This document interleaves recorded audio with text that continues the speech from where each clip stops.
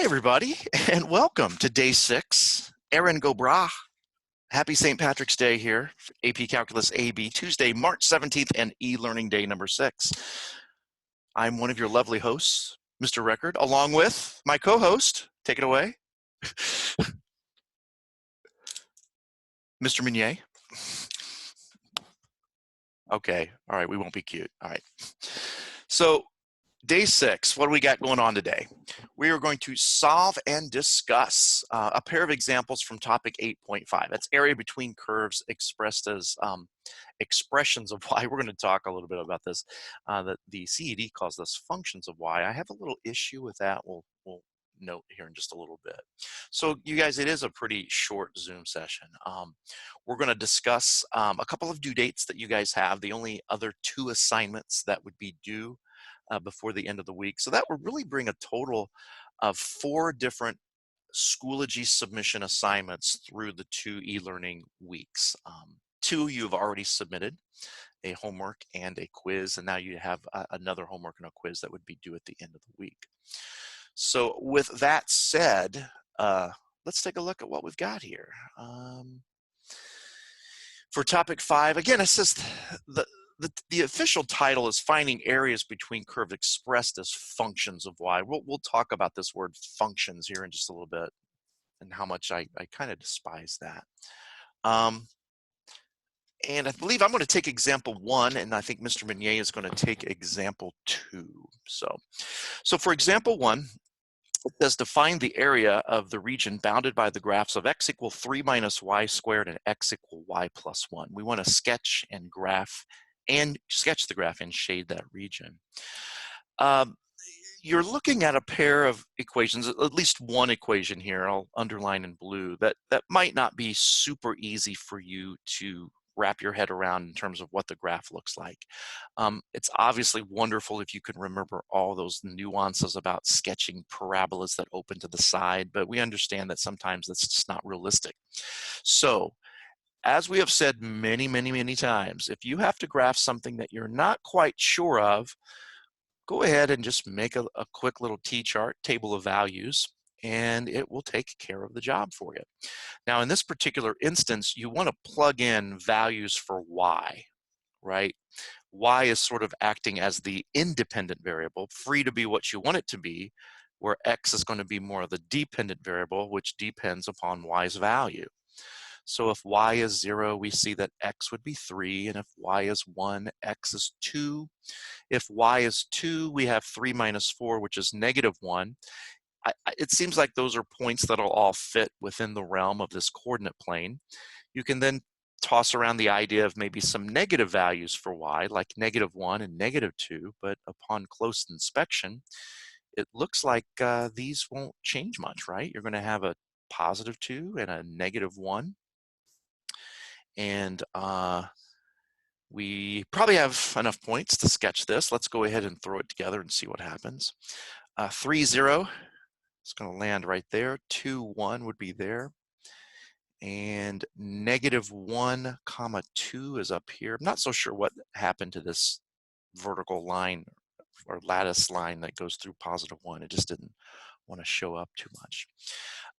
2, negative 1 would be down yonder, and negative 1, negative 2 looks right about there. So looks like to me we've got ourselves a sideways open parabola.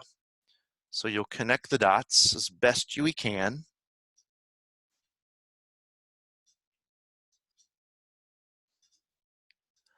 All right, looks a little arthritic there. All right, so that's going to definitely be the more challenging sketch to take care of. Now, as far as the x equal y plus 1, it's certainly our hope that you recognize that to graph a line. It's not quite in the normal form that we like our lines to be in, but if you just do a little bit of work on it and rewrite it by subtracting the 1 over, you can see that, oh, that's our familiar y equal x minus 1, which has a y-intercept of negative 1, a slope up 1 over 1, up 1 over 1. And if we connect those dots, again, just doing this freehanded just to get an idea, the graph would look something like that. And then you just want to step back and say, hey, do I have an enclosed region? Right? That's what this word bounded means. Region bounded means that you have to have some kind of a, a, a space that's bounded by curves. Sometimes I tell my students, think of it as like trying to fence in an animal, whether it's the pasture land for livestock or a dog or a cat. You want fences all the way around so that that animal won't run away. All right. And then if I can just return really quickly to what I mentioned earlier about the title of the section, finding areas between curves expressed as functions of y. I don't know, guys. I hardly believe that this is a function of y. I think it's an expression or a relation in terms of y, but I have a really hard time calling this blue graph a function. But I'm going to leave it written as the way it is in the CED, but we don't have to worry so much about that. Now, here's the issue. Here's the situation that's a little bit different now.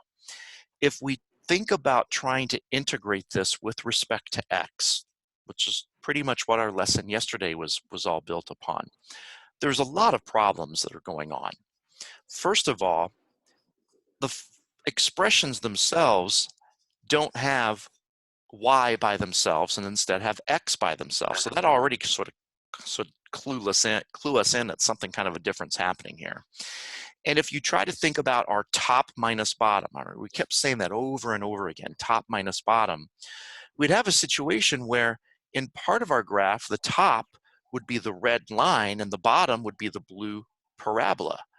But then over here, things really change, right, at that dashed line. And then over here, we sort of have the top as being the blue parabola and the bottom also the blue parabola, which might make us think that those cancel, but that's not really true because the equation for the top half of this parabola, if you were to solve it for y, is a little different than the equation for the bottom half of the parabola if we were to solve it for y. And hopefully you can look into this and you can see maybe that has a little bit to do with like a plus or minus that's going to form when y is sort of solved for and we had to square root both sides. And when you look at that, that's a lot of work. That's not fun. We don't want to do this. We don't want to set this up with respect to x. So instead, we sort of tilt our head sideways just a little bit and think about drawing sort of this horizontal representation, right? Because all we're doing is really finding the area of that rectangle, guys, and adding a whole bunch of them together, right? And we can do that through the definite integral. So now it's a sideways situation. And instead of top minus bottom, we're going to think of the process as right minus left. The right side always goes first. The left side always goes last. So when we put together the area, I'll use black here, why not? We know that we're going to have a definite integral. Now let's talk about the boundaries of this integral because those are a little different as well. Now we can certainly identify a pair of points. I don't know if we have to solve these two simultaneously. I think in the example that Mr. Meunier is going to do, that might be a little bit more necessary because the graph is a little wonky, but I don't even know if we have to do that in example 2 so much, to be honest. I don't think we But really in need example, there's a problem, I think, in the quiz that I'm kind of getting this confused with, that you might have to actually set these two things equal to each other and solve to find out what these points of intersection are going to be. But in this case, we have obviously -1, -2 down here. And this guy was 2, 1. And we can't focus on the x values of those intersection points. Because we're deciding to integrate this with respect to y, it's those two y coordinates that become so important in this setup. So the bottom boundary would be -2. The top boundary would be +1 in this case. And then when we put together our integration, we have already said that we want to take the right side minus the left. The right side is the parabola expression, 3 minus y squared. And the left side expression is the line in its y form, so y plus 1. And there's your setup, you guys. And from this point, the integration is actually pretty easy. We still want to go ahead and talk through it, right? A lot of the problems on your quiz, well, there's only 5 on your quiz, but there are a few of them that you just have to set up the integral. So it might be a matter of just doing some really quick simplifying, maybe something like this. And that would be the answer choice that you'd want to circle. Nothing more to be done, just the setup. But others might have you fully go ahead and integrate from start to finish. So you'd have something like this: negative y cubed over 3 minus y squared over 2 plus 2y. And all of this would be integrated from your upper boundary of +1 to your lower boundary of -2. All right, now next up, just the plug and chug and the arithmetic, right? So if we enter +1, I'm sorry, for the y, we would get -1 cubed, which is still -1, all over 3, minus, we enter 1 here, we get 1 squared, which is 1 over 2, and we enter 1 again, and we get 2 times 1 is 1, and the one that we're not looking so forward to here. A -2 cubed would be a -8, which produces a +8/3. Subtract, if we plug -2 in here and square it, we get 4 over 2 is 2, and 2 times -2 would be a -4. Now it's just a matter of cleaning all of this. Let me think here. Okay, just making sure I did that right. Just a matter of polishing all of this up and getting an answer here. So if we get a common denominator of 6, we're looking at -2 minus 3 plus 12 minus 16 plus 12 plus, I believe, a 24. And I'm actually having to work through this thing because the answer key that I had wrote has an error in it, I noticed in Yeah, I'm just now second part. seeing So that. yeah, I'm gonna have to fix that. So Yeah. what's going on here? Well, a lot of arithmetic that I really don't want to do, so I'm just going to start keeping track here. The 12s make a 24, add to that 24, so there's 36. If I subtract that 16, I'm at, Yes. what, a 20? And if I subtract You're at 5 more, 48, Mr. Record. so hopefully this is 15 over 6, which you could reduce to, what, take out a 3, 5/2, and I'm kind of looking to see, does it look like this shaded region occupies 2.5 blocks of space? I'll buy it. I think it does. I think it's So there we have it. 27 over 5/2 would be our 6. most simplified answer for this one. So obviously it's so similar to what we did before, you guys. It's just that you have to really be careful to know, when do you integrate with respect to X versus when do you integrate with respect to Y. And it's very likely that's going to be one of the #1 questions. So really quickly, before I turn it over to Mr. Monet on problem 2, he'll reiterate the same things. Most likely, if your problems are written with X by themselves, it is a dead giveaway that you want to integrate with respect to Y. So right minus left. Now, there are some instances where that can vary a little bit, and I hope that we'll have a really good discussion on those kinds of problems come Friday, because that's all our plan is for Friday's Zoom session, is to take questions over the skill builder. All right, Mr. Meunier, why don't you take problem 2 here? Mr. Record, can you go back up to problem 1? I think we have a little bit of an arithmetic error. Okay, did I mess up? Did I, Yeah, it 27 happens. over 6? Okay, everybody's, I think what did it's I mess up on? 27 All right, over 6. 12, 12, 24. Oh, you guys, I don't know how to add. Thank you Yeah. very much. You said 36 instead of I'll tell you 48 what I on did that. wrong here. When I added Off by 12, 12. 12, and 24, I got 36, and that's 48. Yeah. 48 minus 16 It's is 32. 32, 32 minus 5, I'm getting 27 over 29. 6, you guys. What do you know? Yep. Now, you can Which reduce is, that if you take out a 3, and that's 9 yep. halves. So apparently, this is about 9. 4.5 blocks, which probably looks a little bit better. So, guys, sorry for that. And Um, also with that one, looks good. I don't know, Mr. Meunier, are you still I there? got in late. Yeah. What's that? I got in late. My I internet don't know if dropped we've out again lost him at again 11 o'clock. or So, not. So tell you what, I'll go ahead and I'll take example 2 and we'll see if he comes back in. I know you're no, having some I'm here. internet. Oh, you No, do I'm hear here. him. Yeah, So it's just I'm me. here. Can you not hear me? But do you guys hear my voice? I hear you.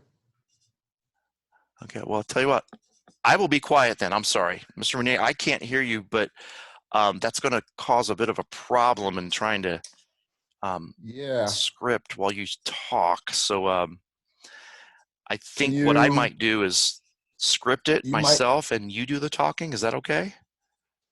um, it's going to be hard to do, isn't it?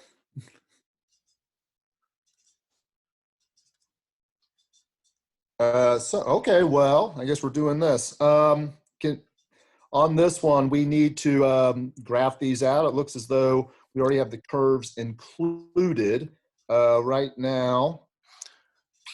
Up, I got you now, Mr. Meany. I'm sorry. You I can hear got you. me? All Yes, I right. do. Hey, can we go back up to one real quick then? Yeah. Yeah. Like I said, I got in late because my internet did drop out for a moment earlier. Did you talk about setting those problems equal to each other to find intersection points? We In did. case you're like me and you can barely write and your graphs are sloppy sometimes. We talked about it just Okay. briefly, but I didn't actually pull it off because I got to thinking that we do have one on the quiz that the kids will probably want to do this. But yeah, Mm-hmm. if you had to go about this process, it would look probably something like this, right? You're just going to solve this Yeah. quadratic set equal to 0, and then it will factor oh so nicely here, and you'll get your -2 and your +1 that way. But yeah, it's a good point. And that also clues into me that those are y equals. So that tells me I need to use my top and bottom boundaries as opposed to left and right on my integral. Um, -2 and 1 as you set up your boundaries on the integral that way. And I also remember too on ones like this, since everything's in terms of y across and it's a dy because of that, I need to use y values for my boundaries.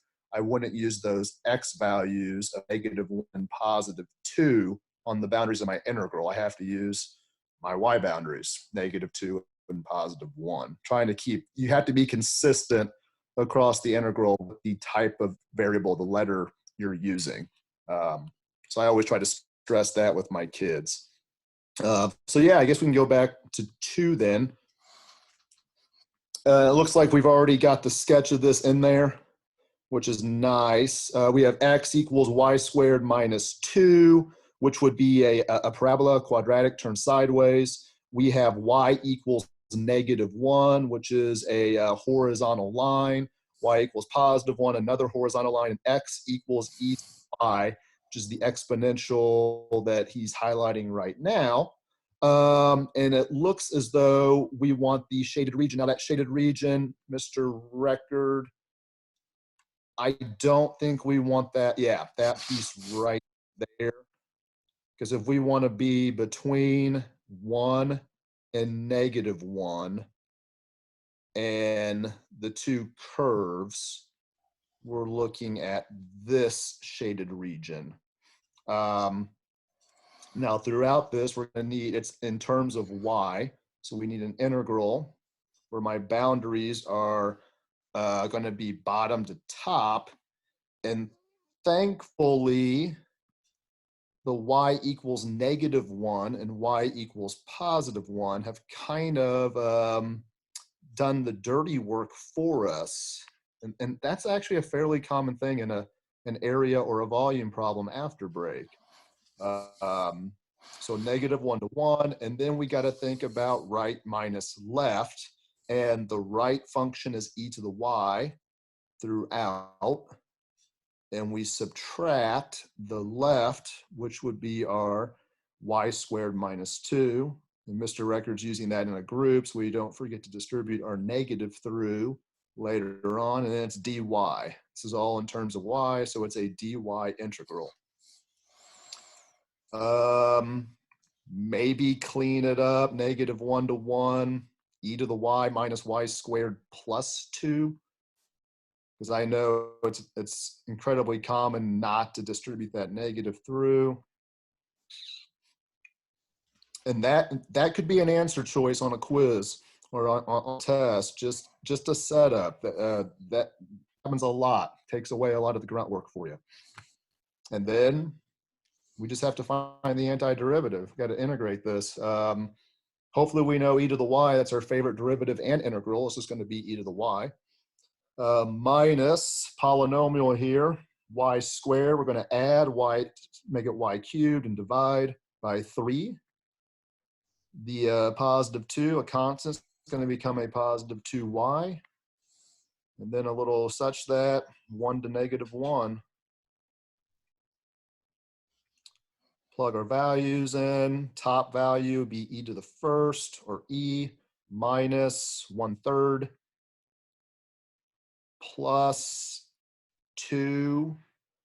And then subtract out a group, plugging negative 1 in would be e to the negative 1 power. Negative 1 to the third would be a negative 1 with the negative sign, makes it a positive 1/3. And then 2 a negative 1 would make a negative 2. Clean it up, probably distribute that negative through. You get e minus 1/3 plus 2 minus now. Yeah, we can do 1 over e, negative powers. We don't like that necessarily. Put it on in your denominator. Minus 1/3 plus a 2. And then combine some terms. Looks like we have an e minus 1 over e. 2 and 2 is a 4. Take away 1/3 would be, what is that? Is that 11/3? 4 minus 1/3. No, minus 2/3 is another one of those. So that would be 4 minus 2/3, 12/3, 10/3, I hope. I believe that's it, unless my key is wrong.